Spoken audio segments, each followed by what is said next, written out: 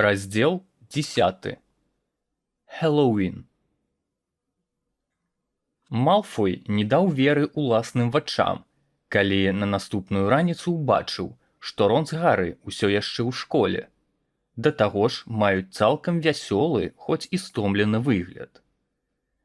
Сапраўды, раніцай сустрэча з трохгаловай пачварай здалася зусім не страшнай, а наадварот займальнай. І сябрам нават захацелася, каб з імі здарылася яшчэ што-небудзь такога ж кшталту. А пакуль Гары распавёў Рону усе падрабязнасці, датычныя загадкавага скрутка, па ўсім перапраўленага з Грынгатса ў Хогвартс. І хлопчыкі праводзілі шмат часу ў роздумах, што ж гэта такое магло быць, калі яно патрабавала такой строгай сакрэтнасці. Нешта вельмі каштоўнае або вельмі небяспечнае, упэўніваў Рон. Або і тое, і другое адначасова, дадаваў Гары. Але паколькі адзінай пэўнай звесткай аб загадкавым прадмеце было тое, што ягоны памер не перавышае 5 сантыметраў, шанцы здагадацца, што гэта можа быць такое, былі роўныя нулю. Ані Герміёна, ані Невіл не выяўлялі адмысловай цікавасці да таго, што знаходзіцца пад люкам з сабакам. Адзінае, чаго жадаў Невіл, ніколі больш не набліжацца да жудаснай жывёліны. Герміёна адмаўлялася нават размаўляць з Роном і Гары, але яна была такая ўсезнайка і задавака, што яны не надта сумавалі з-за гэтага. Але ім вельмі хацелася знайсці спосаб адпомсціць Малфою, і на іх шчасце такі спосаб знайшоўся. Прыбыў разам з поштай прыкладна праз тыдзень. Калі раніцай совы зазвычай запоўнілі вялікую залу, увагу ўсіх прысутных прыцягнула доўгая тонкая скрынка, якую неслі з гучным уханнем адразу 6 здаравенных соў. Гары, як і ўсе астатнія, з цікаўнасцю ўзіраўся на скрынку, разважаючы, што ў ёй, і вытрапіў вочы, калі совы апусціліся прама перад ім і апусцілі пасылку да яго ног. Не паспелі птушкі адляцець у бок, як яшчэ адна сава кінула па-над скрынкамі ліст. Гары нецярпліва разарваў канверт, вырашыўшы спачатку прачытаць ліст. І гэта аказаўся правільны ход, бо там было напісана: «Не ўскрывай пасылку за сталом. У ёй знаходзіцца Німбус 2000, але я не жадаю, каб астатнія ведалі, што ў цябе цяпер ёсць мятла, інакш усе таксама захочуць. Олівер Вуд будзе чакаць цябе сёння ў 7 гадзін на квідычным поле на першую трэніроўку. Прафесар МакГонагал». Гары з вялікай цяжкасцю стрымліваў сваё захапленне, калі працягваў гэты ліст Рону, каб той таксама яго прачытаў. «Німбус 2000», з зайздрасцю праенчыў Рон.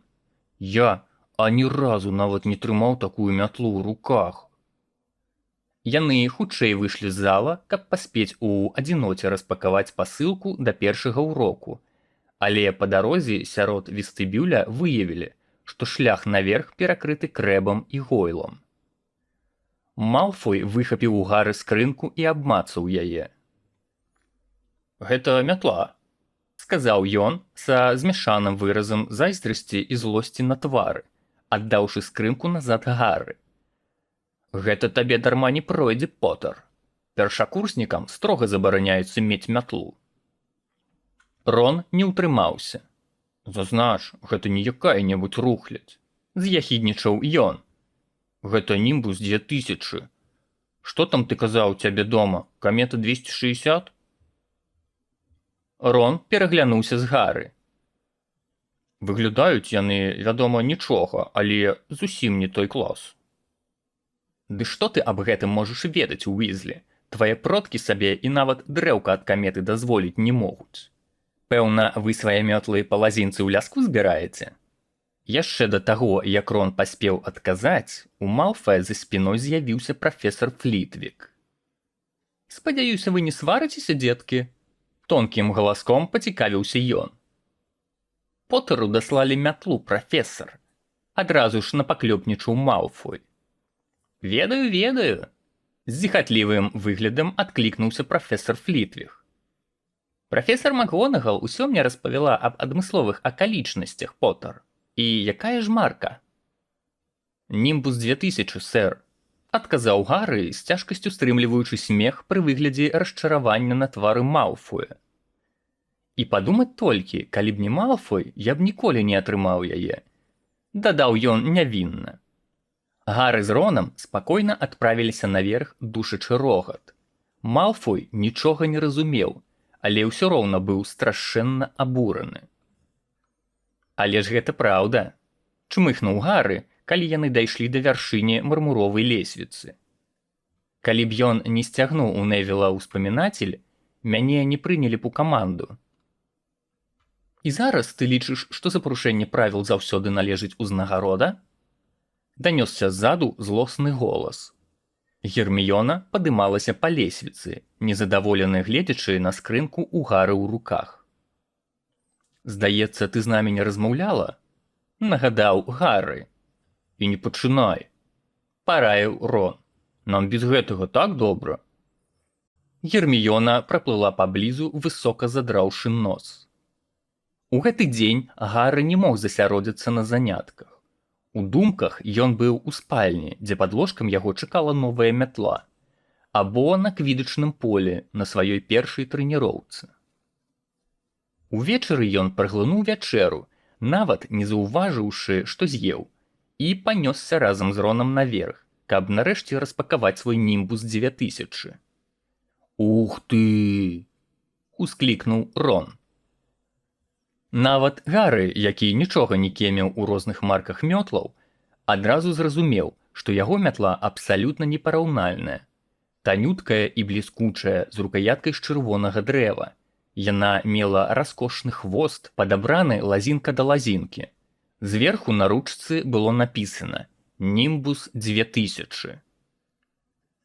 О 7 гадзіне Гары выйшаў з замка і адправіўся на квідычнае поле. Да гэтага ён яшчэ ні разу не заходзіў на стадыён. Трыбуны былі усталяваныя высока, так, каб гледачы маглі сачыць за ходам гульні ў паветры. Паабапал поля стаяла па 3 залатыя штыры з кольцамі на канцах.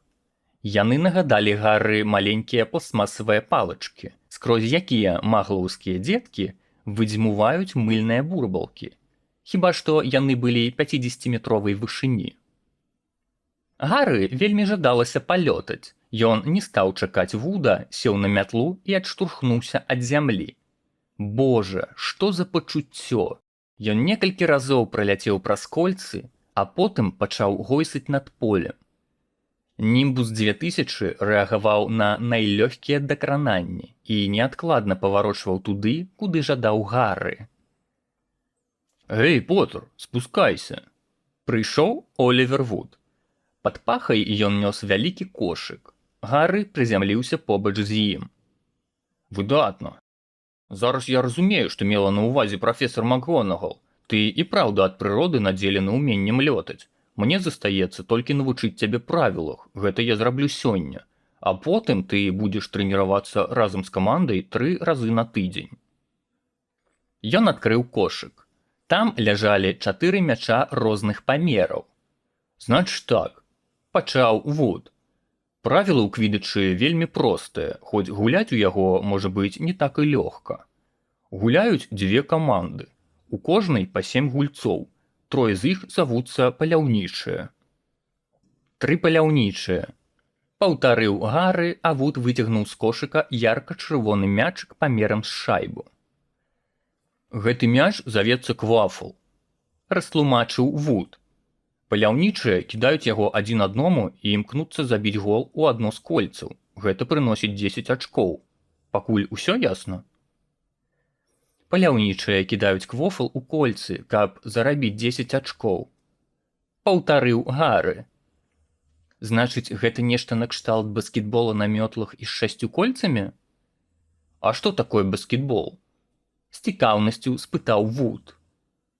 «Ды так, няважна», – паспешліва сказаў Гары. «Далей. У кожнай камандзе ёсць гулец, які завецца ахоўнік. Я вось ахоўнік Грыфіндора. Я павінен лётаць вакол сваіх кольцаў і не даваць іншай камандзе забіць туды мяч. 3 паляўнічыя, 1 ахоўнік, паўтарыў Гары, які цвёрда вырашыў адразу ж усё запомніць. І яны гуляюць квафлам. Гэта я запомніў, а гэтае для чаго?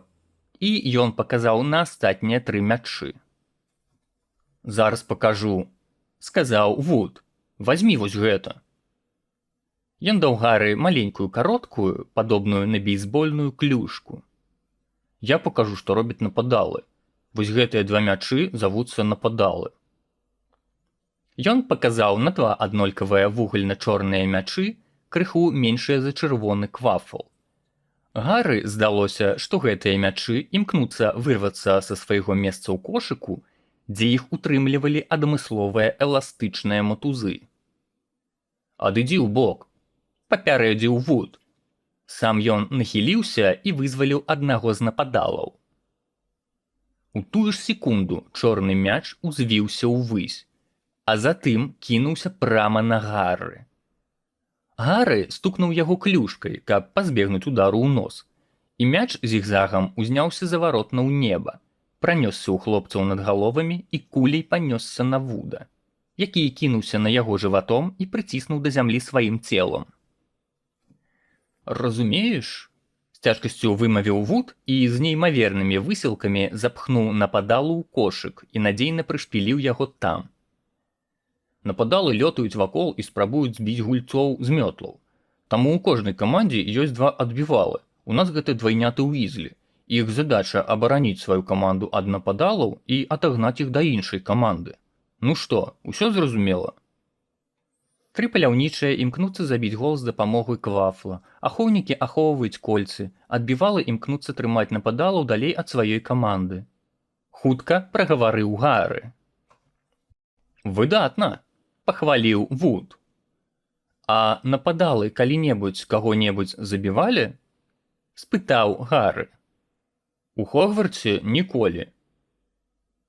Сківіцы пару разоў ламалі, але не болей. Значыцца так, 7-ы гулец у камандзе – лавец. Гэта ты, і табе не трэба турбавацца ні пра квафл, ні пра нападалаў. Пакуль яны не праломяць мне галаву. Не бойся, двайняткі Уізлі з нападаламі адныя адных вартыя. Я хачу сказаць, яны самі як 2 жывыя нападалы». Вуд засунуў руку ў кошык і дастаў апошні 4-ты мячык. У параўнанні з квафлам і нападаламі ён падаваўся маленечкім, не болей за грэцкі арэх. Ён быў зіготка залаты, а па баках трапяталі 2 срэбныя крылцы. «Гэта, – сказаў Вуд, – залаты сніч. Самы галоўны мяч. Яго вельмі цяжка злавіць, таму што ён лётае звышхутка, і яго нялёгка нават разглядзець падчас палёту. Задача лаўца – знайсці і схапіць яго. Табе давядзецца шныраць паміж паляўнічымі, адбіваламі, нападаламі і квафламі і імкнуцца вылавіць сніч раней за лаўца іншай каманды. Таму што як толькі хто-небудзь з лаўцоў зловіць сніч, гэта прыносіць яго камандзе дадатковыя 150 ачкоў, і яна амаль дакладна выйграе. Таму лаўцоў вечна вінаваціць у несумленнай гульне. Гульня ў квідыч заканчваецца толькі тады, калі злоўлены сніч.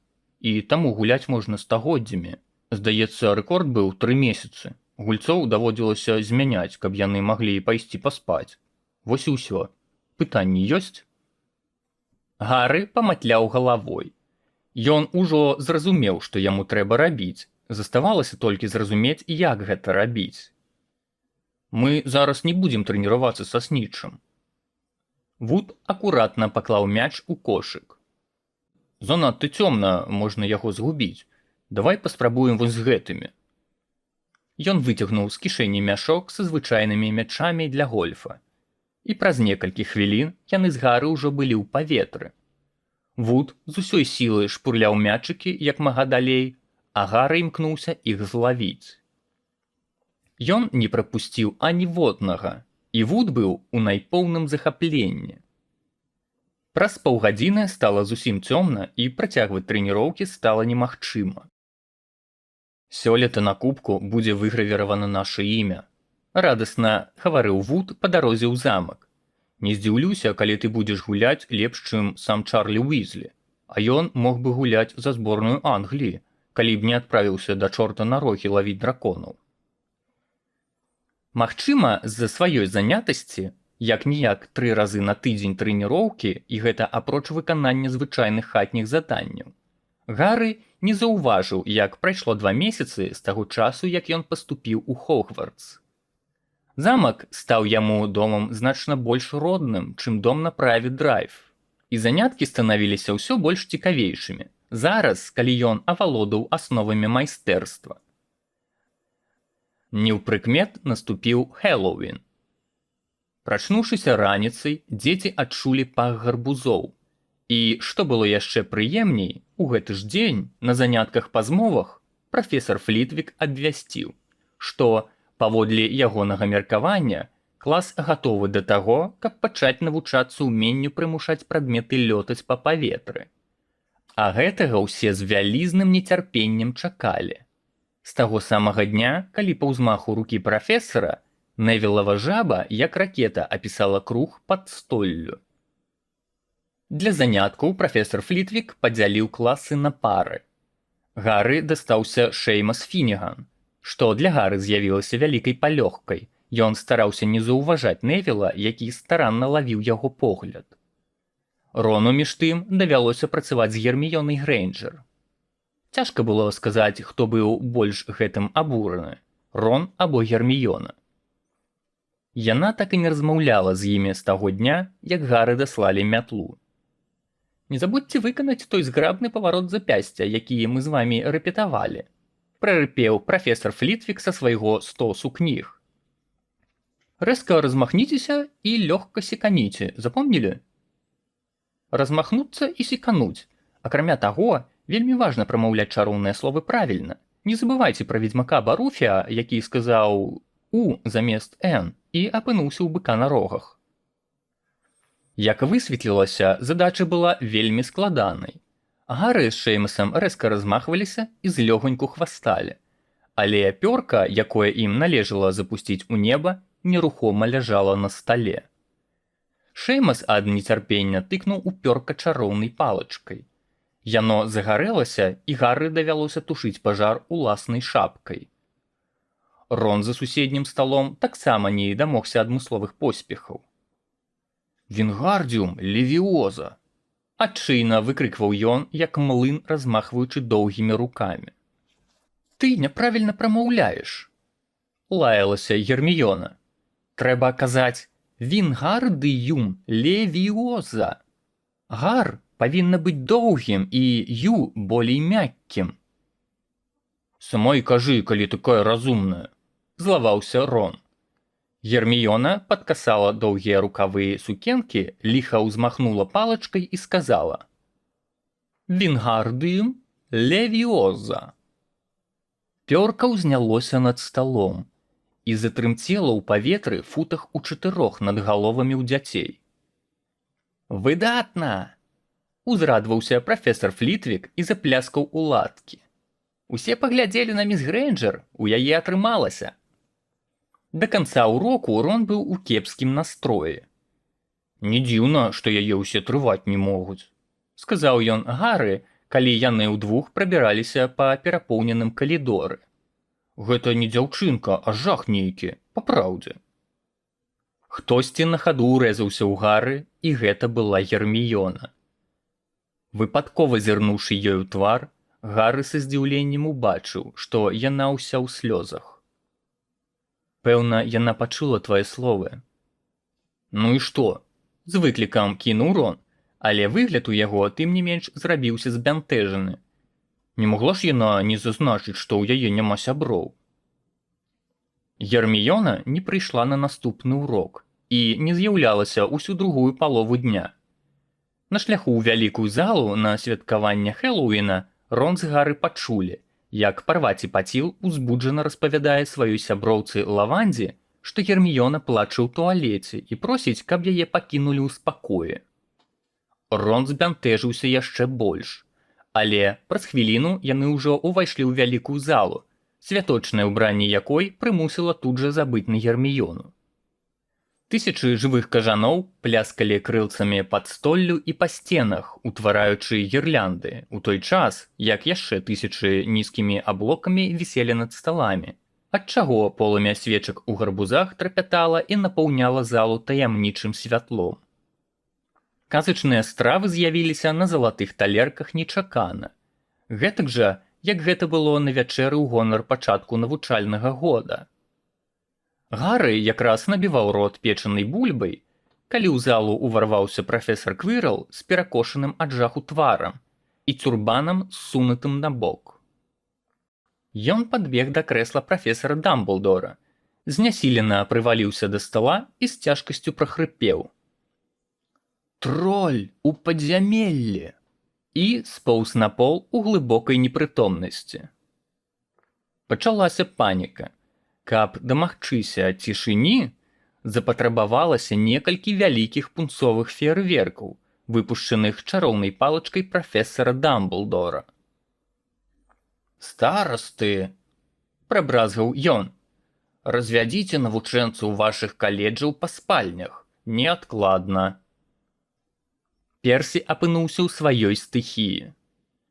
«За мной, першаклашкі, трымайцеся разам, слухайцеся мяне, і ніякі троль вам не страшны. Так, усе за мной, і не адставайце. Гэй, прапусціце першакласнікаў, прапусціце, я стараста». «Як троль прабраўся ў школу?» – спытаў Гарры, калі яны ўзбіраліся па лесвіцы. «Адкуль я ведаю? Наогул тролі жудасна тупыя, прынамсі, так лічыцца. Можа, яго піўс упусціў з нагоды свята». Паблізу іх у самых розных напрамках, спяшаючыся, прабягалі зграйкі школьнікаў.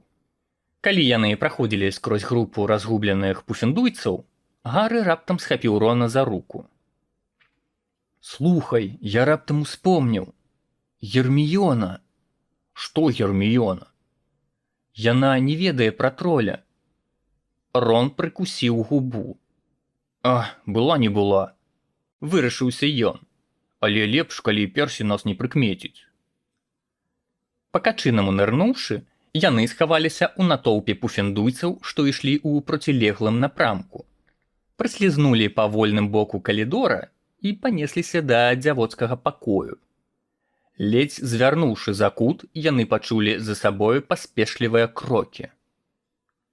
«Персі!»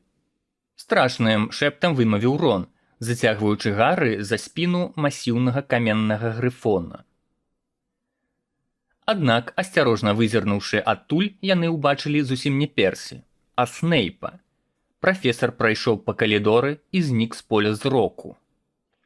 «Што гэта ён тут робіць?» – бязгучна ўразіўся Гары. «Чаму не ідзе ў падзямелле, як усе астатнія настаўнікі?» «Спытай што-небудзь лягчэй». Ціха, наколькі можна, яны пракраліся па калідоры ўслед за сціхаючымі крокамі Снейпа. «Ён ідзе на 3-й паверх», – сказаў Гары, але Рон у гэты час дакрануўся да яго рукі. «Адчуваеш пах?» Гары удыхнуў і адчуў гідкі смурод. Такі маглі б выдаваць брудныя шкарпэткі ў даўно недагледжваемай грамадскай прыбіральні. І тут яны пачулі нізкі рык і цяжкую хаду гіганцкіх ног. Страціўшы голас, Рон паказваў пальцам. Злева, з далёкага канца калідора, на іх насоўвалася штосьці неверагоднае. Хлопчыкі ўціснуліся ў сценку і пашыранымі ад жаху вачамі сачылі, як гэта штосьці вымалёўваецца ў пляме месяцовага святла. Гэта было жахлівае відовішча. Троль 12 футаў ростам, апрануты ў нейкую скуру агіднага гранітна-шэрага колеру. У яго былі кароткія тоўстыя лапы і плоскія ступні. Пах ад яго зыходзіў неймаверны. У руцэ ён нёс вялізную драўляную дубіну, якая валачылася ззаду па зямлі, з-за таго, што рукі ў троля былі жудасна доўгія. Троль спыніўся ў дзвярах нейкага пакоя і зазірнуў туды. Ён павёў доўгімі вушамі, відавочна напружваючы ў роздумах свой малюсенькі мозг, а потым павольна пераваліўся праз парог. Ключ у замку, прамармытаў Гары. Мы можам яго замкнуць. Добрая думка, нервова пахваліў Рон. Яны пракраліся да адчыненых дзвярэй з перасохлымі ад страху ротамі, молячыся, каб троль не замануўся ў гэты час выйсці. Потым адным доўгім скачком Гары здолеў схапіць ключ, зачыніць дзверы і замкнуць іх. Ёсць! Яны кінуліся назад па калідоры, але не паспелі дабегчы да кута, як пачулі гук, ад якога ў іх ледзь не спынілася сэрца. Пранізлівы лямант жаху, і гэты лямант зыходзіў з толькі што зачыненага пакоя. «Каб яго!» – вылаяўся Рон, бледны, як крывавы барон. «Гэта ж туалет!» – раптам зразумеў Гары. «Герміёна!» – выгукнулі яны хорам. Менш за ўсё ім хацелася гэта рабіць, але што яшчэ заставалася? Развярнуўшыся на абцасах, яны кінуліся назад да дзвярэй і павярнулі ключ у замку, імкнучыся перамагчы ў сябе жах і паніку. Гары адчыніў дзверы, і хлопчыкі ўбеглі ў пакой. Герміёна Грэйнджер, блізкая да непрытомнасці, паспяхова спрабавала ўціснуцца ў сценку. Троль насоўваўся на яе, адначасова збіваючы са сцяны ракавіны. «Трэба адцягнуць яго ўвагу!»